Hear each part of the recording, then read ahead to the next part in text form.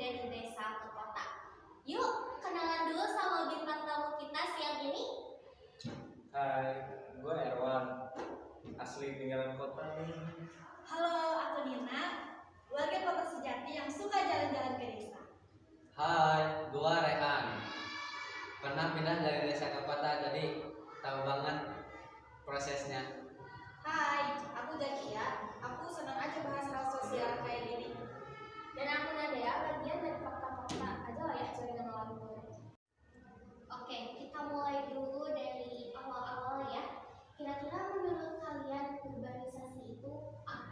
Oke, urbanisasi itu adalah suatu perpindahan orang dari desa ke kota untuk sekolah, bekerja, atau memulai kehidupan yang lebih baik. Iya, bener banget. Biasanya di kota itu fasilitasnya lebih lengkap, seperti ada transportasi, pendidikan, dan lapangan kerja yang lebih banyak. Tapi di semudah itu loh hidup di kota. Banyak juga orang yang kaget sama biaya hidup tinggi di kota. Oke, jadi gimana sih caranya biar kita tetap bisa hidup bahagia di kota? Banyak banget sih. Contoh atur keuangan, karena hidup di kota itu kadang nguras keuangan itu banyak sekali. Terus jangan lupa jaga kesehatan, seperti jalan kaki, olahraga, dan makan makanan sehat, biar gak gampang drop. Bangun jaringan pertemanan juga gak kalah penting loh, biar kita gak merasa sendiri dan bisa saling dukung satu sama lain. Dan yang gak kalah penting, nikmatin prosesnya. Kota emang keras, tapi penuh cerita dan kesempatan. Nah, tapi di balik semua itu ternyata tekanan hidup di kota juga gak bisa diabaikan ya. Bener banget, banyak banget orang yang stres karena kerjaan, macet, sama ritme hidup yang sangat cepat. Apalagi buat perantau, kadang mereka suka merasa kesepian dengan keramaian. Iya, aku juga suka melihat orang yang akhirnya burnout karena kejar target terus tanpa istirahat. Belum lagi polusi dan kurangnya ruang hijau.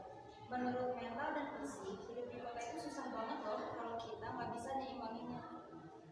Makanya penting banget punya waktu istirahat atau main di tempat yang tenang biar gak stres.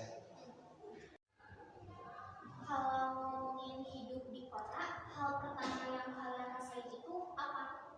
Macet, bising, dan semua serba cepat.